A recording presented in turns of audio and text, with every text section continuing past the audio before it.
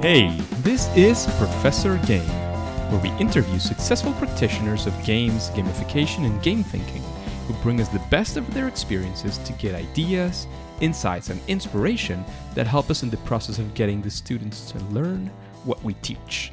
And I'm Rob Alvarez. I work at IE Business School Publishing, where we create interactive and engaging learning materials. Do you have something you'd like some help with? Ask our guests. Go to professorgame.com/question and get your question answered in a future episode. Engagers, today we have Melinda Jacobs. And Melinda, the first thing is, are you prepared to engage? Bring it on. Let's do this, Melinda. So she is an entrepreneur, gamification wizard, and N7 paragon. You'll explain to us later what does that mean. She specializes in perfecting the telling and sharing of narratives through interactive experiences to create behavior change. She's the founder and managing director of Subatomic, a digital agency taking engagement to the level over 9,000. She's a proud Dutch, they are the proud Dutch partner of Converge, an Interreg EU project that promotes collaboration and connection of creative companies within the North Sea region.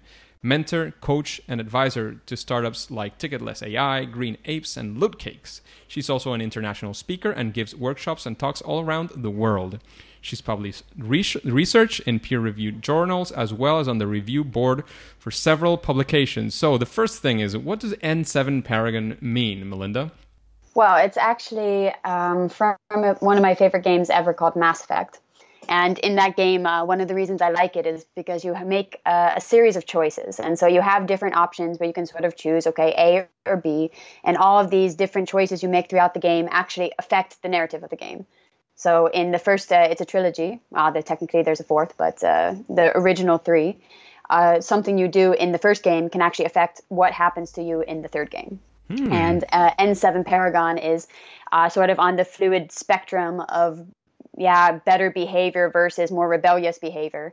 I always typically end up being a paragon, so on the better side of the spectrum, I guess. I just make more good choices than bad, I guess. I don't know if that's better or worse. Maybe it would be better to be more rebellious, but that's what it means. Fantastic. Melinda, is there anything else you would like to bring forth that we didn't mention in the intro? I think you covered it. So, Melinda, what does a regular day with you look like? Yeah, every day is a little bit different, actually, because I'm lucky. I get to travel a lot for work. I get to work with a lot of very interesting companies and projects. So usually I feel like at least half the time I spend on the train going to different meetings in different cities. A lot of coffee, definitely a lot of coffee. Decaf though, so I guess it only half counts as coffee for most people. You enjoy the taste, I'm guessing. Yeah, I enjoy the taste, but not so much like the incessant need to feel to like run around the room after like a couple cups of actual coffee. So I try to pace it a little bit. I'm high energy enough as it is. But so just working and coaching with different people, and I like to spend some time reading. Because it's always good to keep up on what other people are doing and what their perspective on the industry, their perspective on the world, some current events. Interesting. So Melinda and I met at Gamification Europe. I had followed her for a bit before that, and she's a fantastic speaker, I have to say. And of course, she's always, as she says, she's traveling, going around the world and doing many interesting things. But I'm sure it's not always, rainbows and unicorns.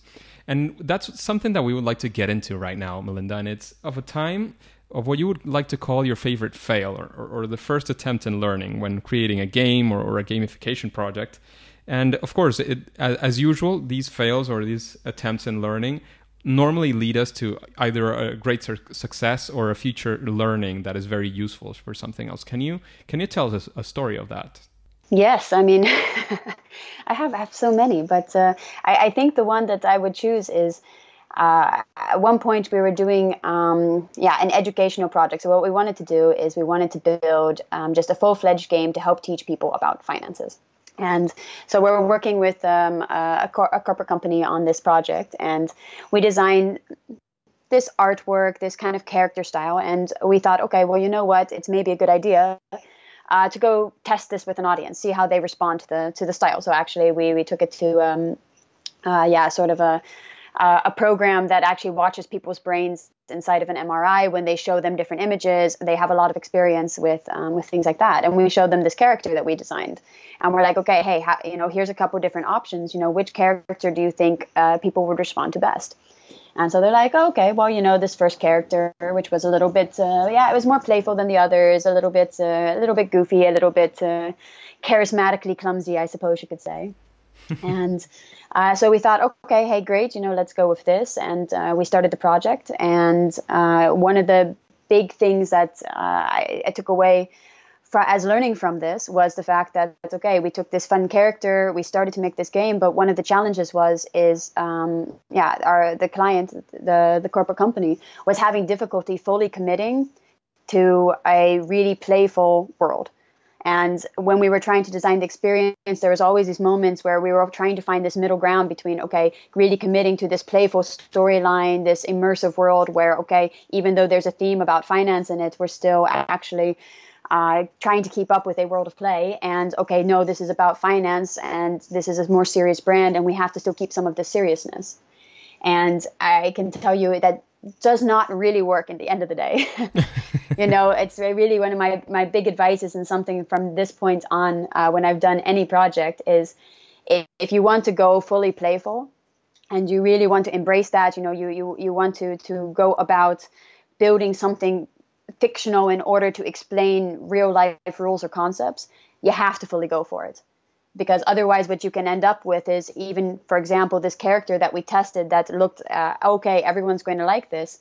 At the end, because the experience wasn't fully committed to being playful, it actually didn't end up working so well. So even though scientifically it was like, okay, yes, this is testing well in people's brains, this is something that they're going to like for sure, it's this style, it still needed to fit with the actual way that we were telling the story in the game, and actually fully embracing how playful it needed to be in order to create a whole experience instead of sort of a mixture of both worlds. And now, of course, mixtures of both worlds are always possible, but not so much if you really go for that strong, playful, extra outside narrative in a project like that. Yeah.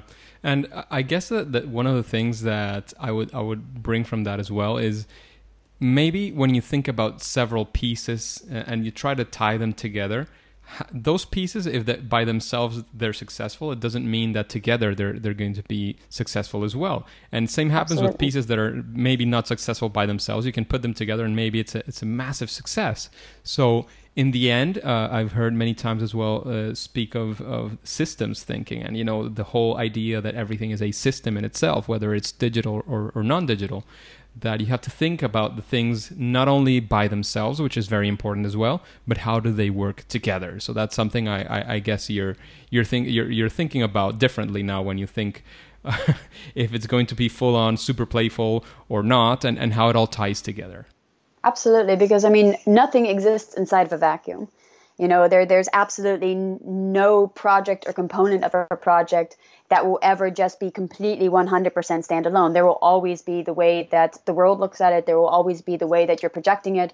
There will be the way you communicate about it. There will be the way that it interacts with other elements around it, whether directly connected or not. And it's all well and good to test things and get some validation and say, okay, hey, this clearly works. But it always has to go back to, and you can call it system thinking, you can call it an overarching narrative, you can call it storytelling, but it all comes back to how does it relate to this main message and this main vision that I have. And, in secondary to that is, along with the interworking of, okay, everything has to kind of work as a system. This is also why it's very difficult to only go halfway with something. When you start to create this system and when you start to create this world that all of these pieces are going to help you tell a story through, if you hold yourself back or if you're afraid of going that full path, it's just better to instead take things back a notch, then don't go so playful. Or, if you think that you can't sustain that and that's not the best way to tell your story, then it's better to take a step back and say, okay, how can we tell this story with these pieces? And how can we approach this in a way maybe that's not as out there or not as outside of our comfort zone than it is to try to sort of go outside of that, but yet still at the same time feel safe. Definitely, definitely. That's lovely, and as you say, the overarching theme or narrative is fundamental, and it's a way to integrate the whole thing. But now, Melinda, we would like to take a 180-degree spin, and instead of going for that favorite fail, we would actually like to go for something that perhaps you could say you're proud of, or a massive challenge that you faced and actually solved and had a great success with while using gamification or game thinking. Yeah, I mean it's a little difficult to answer because some of my favorite challenges I can't actually talk about. the famous NDAs of the industry. NDA. It's the biggest cop out I guess all of us have when we do interviews like this. But no, I mean, what I like about approaching projects or approaching challenges like this is that it always comes down to how do you understand people. And how do you understand what stories you're telling to them and how those stories are affecting people? So, for example, in a case inside of another corporate, is they were having trouble getting people to adapt to a software system. And so they were having trouble getting these salespeople to actually use the system, enjoy the system. I mean, the system was getting basically free money for these salespeople because their customers could just go online and actually, just re-register for something without them having to even talk to the customer, but at the same time still get the commission. And so you would think, okay, wait, why is this? How can it possibly be that people are getting free money and they're upset about it? They don't want to use that tool. Well, this comes down to thinking about, okay, what is the story you're telling and where do all these people that you're working with fall into that story? And what had happened in this case that we figured out is actually they had just published a lot of material where instead of talking about the sales agent, they talked about the platform. And it's something so small like that. But what they basically did is they took people out of the story. And so, when people get taken out of a story, but yet you still expect them to kind of be performing within it, you're going to get pushback. There's not going to be this level of understanding of, okay, yeah, here's where I fit within this world that you're describing to me. And so what they're going to do? They're going to reject the entire story. They're not going to see any of the benefits of it. They're not going to be like, oh, okay, I'm kind of fine with seeing this benefit, but, I don't really feel my place. But hey, okay, I'll get over it. No, they're just going to reject the entire narrative because they don't feel part of it. And I think that, challenges like this, in this example and also in others, of understanding people and understanding their relation to the story you're telling and the stories they will tell about the stories you're telling, is I think something I'm really proud of, that we've been finding some ways to go about figuring this out and structuring this out in a way that makes it a bit easier for people to also do this themselves and not necessarily just rely on experts to come in and find these sort of things. That's fantastic. It reminds me a bit of a conversation I had with another fellow podcaster, and actually a big example for me. He's called John Lee Dumas. He has a podcast called EO Fire. He was making Q&As, and I asked him some questions, and he was talking about personalization. And there's many ways in which you can, and many levels as well, in which you can do personalization. And that small tweak of talking about the kind of person that you are, maybe not to, I mean, the systems, it's relatively easy to change a variable and say it's Melinda Jacobs instead of any salesman. But when you target it to make very small things and people feel it's for them, and you're actually designing for them, it can make a massive difference, even if the tweak is small, if what you perceive outside of it as a designer is small. But the perception and the sensations and what you make the users feel is extra powerful. And of course, it can make a huge difference, as Melinda is saying. And I'm sure that's the case of your massive success. Well, but this is also, this is why we look at games and we say, okay, they do such a great job because they create narratives that people feel a part of. This is why they're so engaging. This is why people get so involved in them, why they enjoy them so much. It's because it's a narrative that they're able to be a part of. Yes. They're able to understand. They're able to go into detail with and feel like it becomes a part of them. And, when things aren't working or when platforms are being rejected or people aren't connecting at events or whatever kind of experience is being created that people aren't connecting with, well, the odds are just that, they want to be able to answer the question of who am I in this experience? What does this experience mean to me as a person? And where do I fit in? How can I actually get as close as you want me to with this? And if I feel like I'm not even welcome in this experience, even if you didn't mean to, it's never going to connect. Indeed, definitely. So Melinda, is there any process that you follow when you apply gamification, when you use it to consult a company? What are maybe the steps or the general ideas? How do you approach these projects? What is, again, if you have a process, fantastic. If not, what's the way in which you approach these projects? Well, everyone always loves me for this. But one of the first things I make everyone do is simplify, simplify, simplify. No matter whether they just have a concept, an idea, if they're just kind of struggling with their thoughts, or if they've built an entire platform. I make everyone get down to what is truly the core of the story that they're telling. Why are they doing this? A lot of people get lost up in functionality. And so, you have a brainstorm and they'll be talking about, oh, we need this message system, or we also needed to do this, or we need badges, or this or that. And what we're talking about there is functionality. We're talking about processes that we want to help people complete and things we're adding to that process. But before we can even get to that step, what we need to do is we need to say, okay, what are we trying to tell?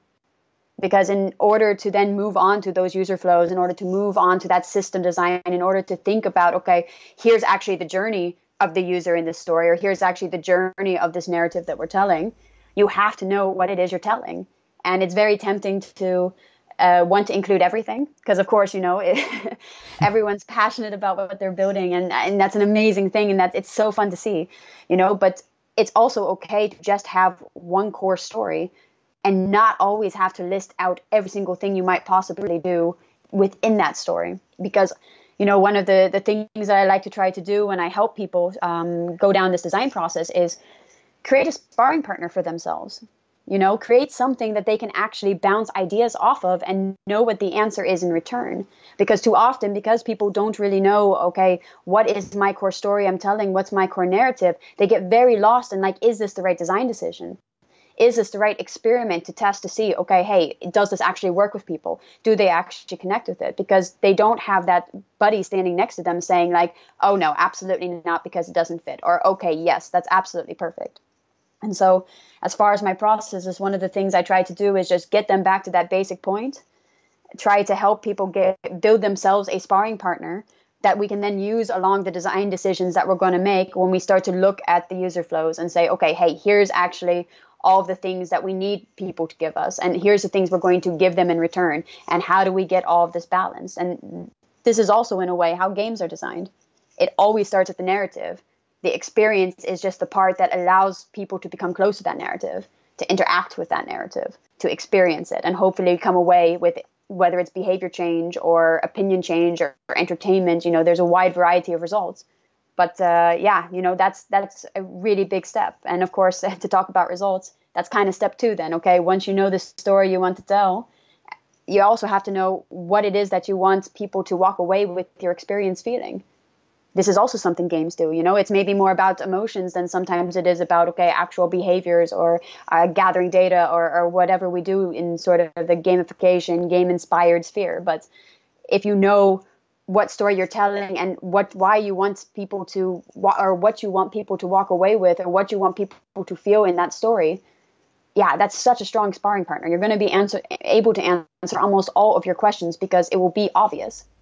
Definitely will be, because once you know what you're talking about, you have clear what's the whole overarching theme, what is it that you want to achieve. Everything else can spring from that initial analysis. And that's why being very careful and very deliberate about what you're doing in that step is foundational for anything that you do. I completely agree with you, Melinda. And being very transparent about, again, what you're asking for from the user and what you're willing to give them, because and this is why thinking of it sort of as a story you're telling is a helpful way to approach this, because it is a dialogue. No matter how much gamification you use, it's not a one-sided conversation where you're giving someone something and you're just trying to give them enough so that they continue. It's always going to be a dialogue, and there will always be shifting moments, and there will always be potential opportunities and also potential pitfalls. And if you know what this story is that you're telling, and you look at the design of your experience as a dialogue, because again, games are interactive. This is one of the things that make them different from some more standard traditional things like books or movies. You know, they can be interactive, of course, in their own ways, but games really build these environments that we can go into and we can actually touch the narrative so much closer. And if you start to by following this process, by really getting your foundation good, even if it feels like it's going a bit slower, even if it feels like you're not getting to the fun, gamified game thinking part of it, it's, you're going to speed up much faster in the long run, and you're going to be able to do so much more because you're going to have the headspace for that. Yeah, definitely. Engagers, quick break from this interview. If you love what gamification can achieve, then you will love going to a gamification conference. And this year, we got a 10% discount for the Engagers to assist to Gamification Europe 2018 in Amsterdam.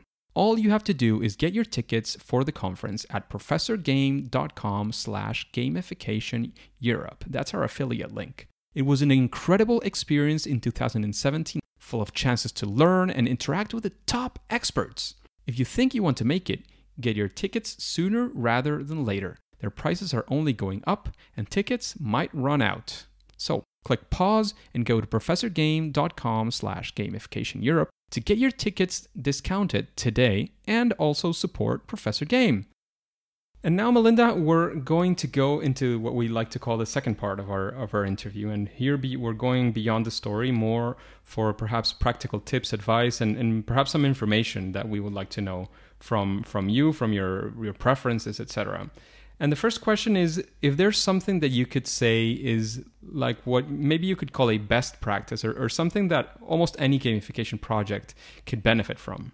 Not thinking of gamification as a practice. It's really easy to get caught up in thinking, okay, gamification is the adding of these mechanics, but that can also really throw a wrench in the works, because you get caught up then on just jumping ahead too fast to add these mechanics in because you think that that's what's going to cause the engagement. And so I think my best advice would be, recognize that games and game design and game thinking is an excellent way to approach a project and can absolutely create a more engaging experience. But don't forget that it's not just these mechanics. It's not just plugging things in that games use. It's the way that games are designed. It's the way that the designers think about them and build them and invite people to experience with them that matters. When people mention this, I always like to fall back and remind some people, because it's easy to forget that there's great games that function fantastic and that many people are enjoying and want to play. And there's games that are not, and they might be very similar to a very successful game.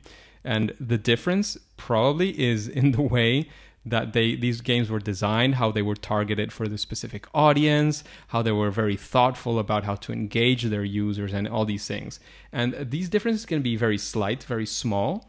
But if you forget that, if you think that just adding gamification will make your project amazing, then you're wrong. You have to do it and do it the right way.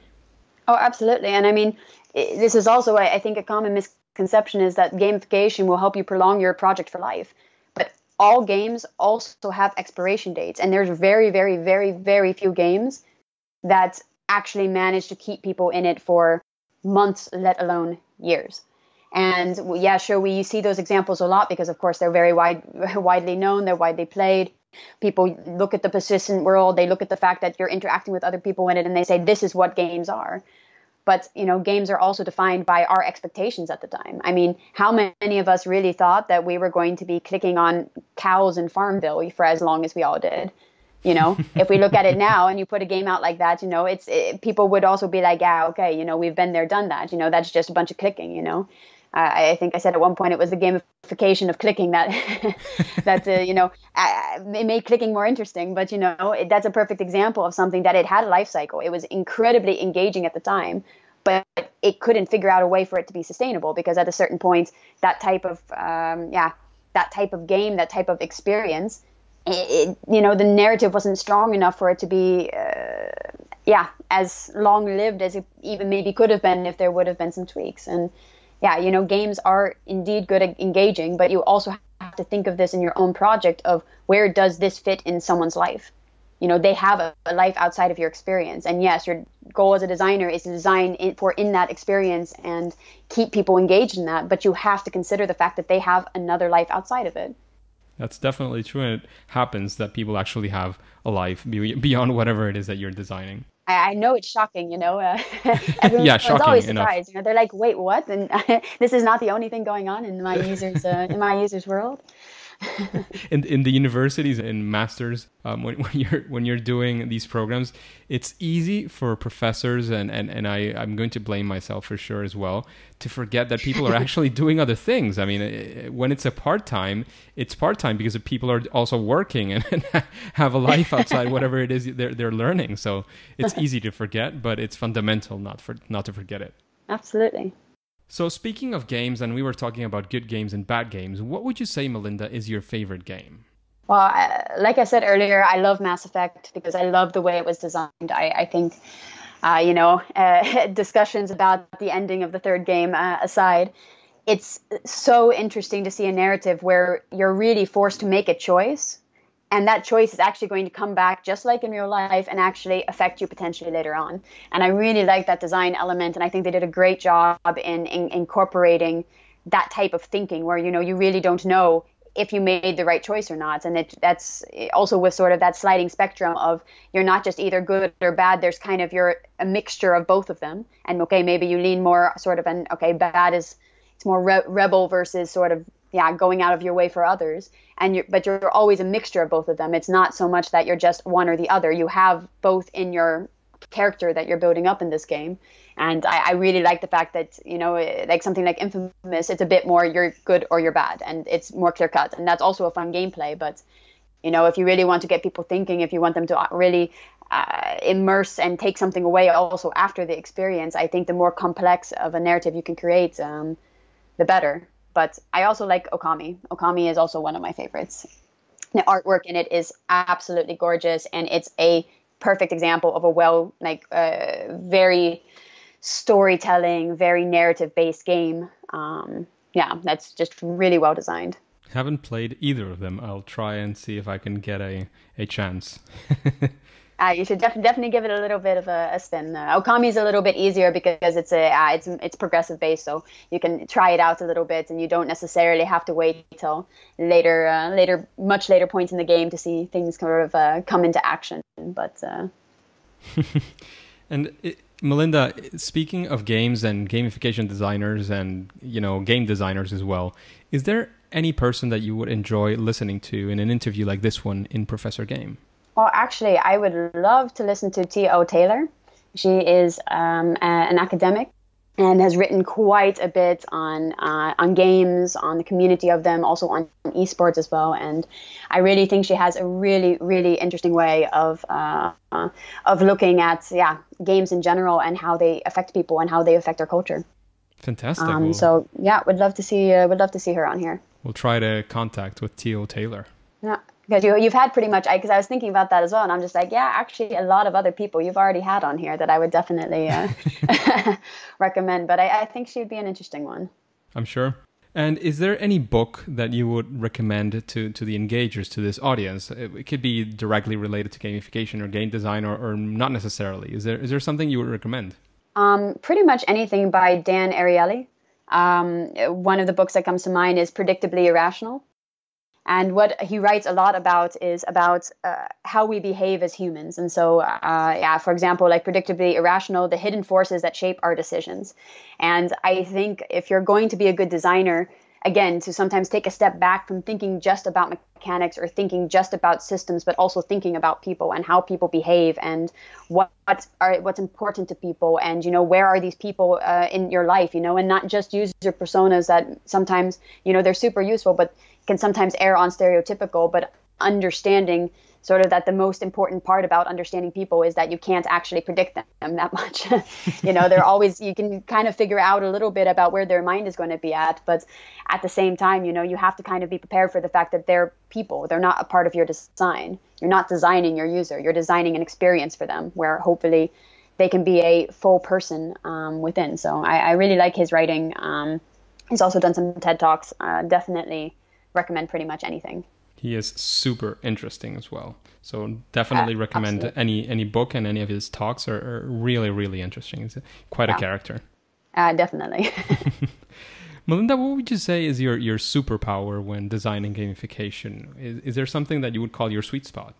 Well, I mean, definitely it's a lot about seeing how people relate to stories. Because I really find it interesting how people connect with each other. I find it interesting how they respond to different environments and situations and stories that they're either put into or put themselves into.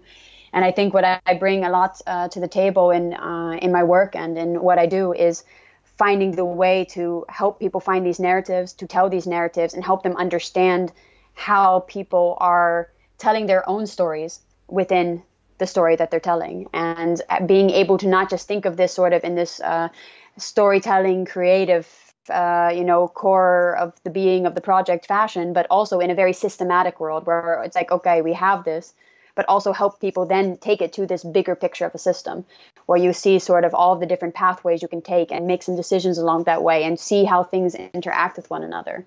And I think that big picture, the ability, to go sort of from the core to the big picture and back and forth is as you put it, a superpower in that way. and that's why Melinda's talk in Gamification Europe last year was something around the lines of, why does gamification suck without narrative? Is that right? Yes, that is correct. We'll link it in the show notes as well for you to delight yourself. It's on YouTube, it's available. So Melinda, we're now going to go into a slightly gamified section of the podcast. And we're going to get into a question that's asked by the audience. However, I do not know which of the questions will be, and certainly you won't either until I give you the question.